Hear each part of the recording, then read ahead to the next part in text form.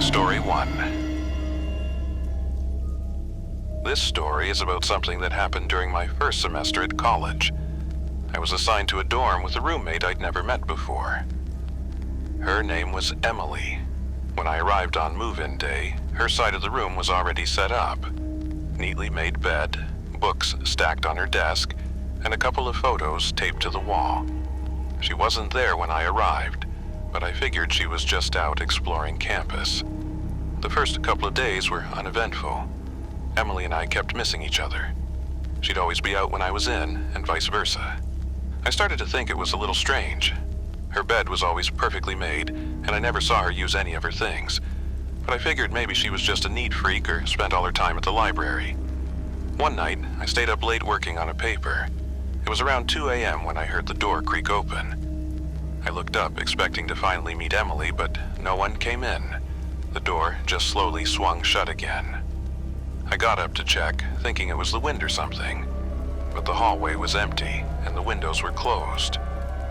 When I turned back to the room, I noticed something that made my stomach drop. Emily's bed. It wasn't made anymore. The covers were pulled back, like someone had just climbed into it. But the room was completely silent. I stood there for a moment, frozen, before deciding I was too tired to deal with whatever was going on. I climbed into my own bed, pulling the blanket over my head. That night, I had the worst dreams. In one of them, I saw Emily sitting on her bed, staring at me. Her face was pale, her eyes sunken, and she didn't blink. She just sat there, whispering something I couldn't make out. I woke up in a cold sweat and glanced over at her bed. It looked empty, but the sheets were still pulled back, and the faint smell of lavender, like her perfume, lingered in the air.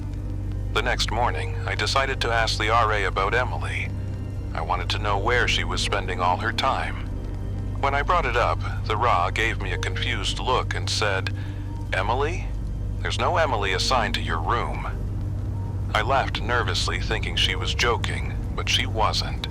She pulled up the roster and showed me. My room was supposed to be a single. No one else was assigned to it.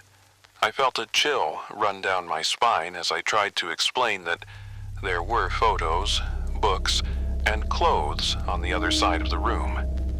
The RA came with me to check, but when we got to my dorm, Emily's stuff was gone. The bed was perfectly made, like no one had ever touched it. I didn't sleep in that room again. I moved to a different dorm the next day, but I couldn't stop thinking about it. A few weeks later, I overheard some students talking about how years ago, a girl named Emily had lived in that room. She'd taken her own life after struggling with depression, and they say her spirit never really left.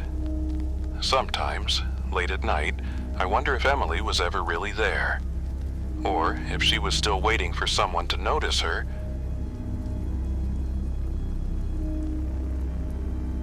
Story 2. This story is about something that happened during my junior year of college.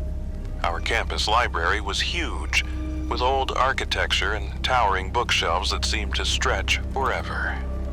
It was my favorite place to study, especially late at night when most people had left and the quiet was almost eerie. One night, I was there, prepping for finals. It was past midnight and the place was nearly empty except for a few students scattered around. I was sitting at one of the back tables on the third floor, surrounded by stacks of books, trying to cram as much as I could. The lights on this floor were dimmer than the rest of the library, and the shadows from the tall shelves made it feel even darker. I was deep into my notes when I heard something faint, a shuffle, like footsteps, but uneven, as if whoever was walking had a limp.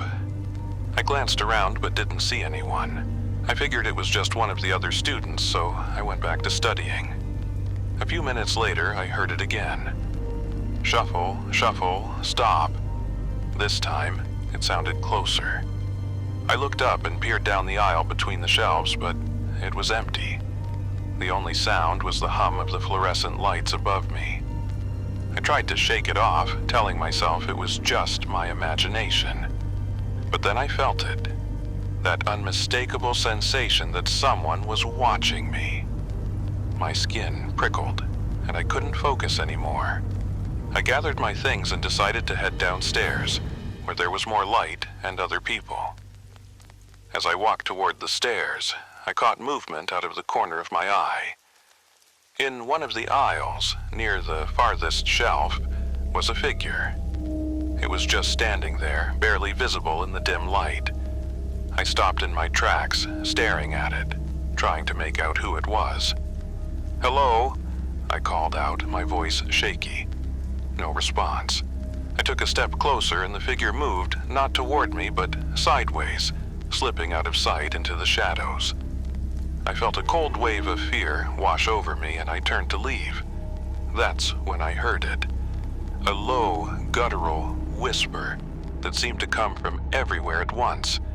I couldn't make out the words, but it sounded like it was calling my name. I bolted down the stairs, my heart pounding. I didn't stop running until I was outside, where the cold night air hit me like a slap. I stood there for a moment, catching my breath, when I noticed something strange. The library's windows on the third floor were dark, except for one. In the corner window, I saw a shadow. It was still unmoving, but I knew it was the same figure I'd seen upstairs. It stood there for a moment, watching me, before it slowly turned and disappeared. The next day, I told one of my professors about what happened. He gave me a serious look and said, "You're not the first person to see something like that in the library. There's a story about a student who used to study there late at night. She disappeared years ago, and no one ever found out what happened to her." I haven't been back to the third floor of the library since. Sometimes, late at night when I walk past the building, I glance up at the windows, and every now and then I think I see something, or someone, standing there, watching.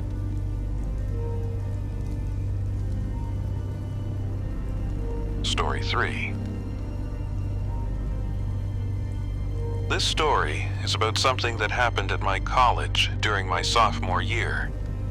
It was one of those stories you hear whispered around campus, but until that night, I never believed any of it. Our dorm was an old building, one of the original structures on campus. It had been renovated over the years, but parts of it still felt like they belonged in another century. Creaky wooden floors, dimly lit hallways, and this eerie, always damp basement where the laundry room was. People said the building was haunted, but I thought it was just one of those things people say to freak each other out. That semester, I was living in a single room on the third floor. I loved having my own space, especially during finals, when I needed quiet to study. One night, after pulling an all-nighter, I finally closed my laptop around 2 a.m. and climbed into bed. My desk lamp was still on, casting a soft glow across the room. I was just starting to drift off when I heard it. A soft tapping sound coming from my closet. At first, I thought I imagined it, so I tried to ignore it. But then it happened again. Tap, tap, tap. It wasn't loud, but it was steady, like someone was deliberately tapping on the inside of the closet door. My heart started racing. I told myself it was probably just a mouse or something. The building was old. Maybe it was the pipes. But as I lay there, frozen, the sound changed. It wasn't tapping anymore. It was scratching. Slow, deliberate, and deep, like nails dragging against wood. I sat up in bed, staring at the closet. The door was shut, but it felt like something was on the other side, waiting. I wanted to open it, to prove to myself that there was nothing there, but I couldn't move.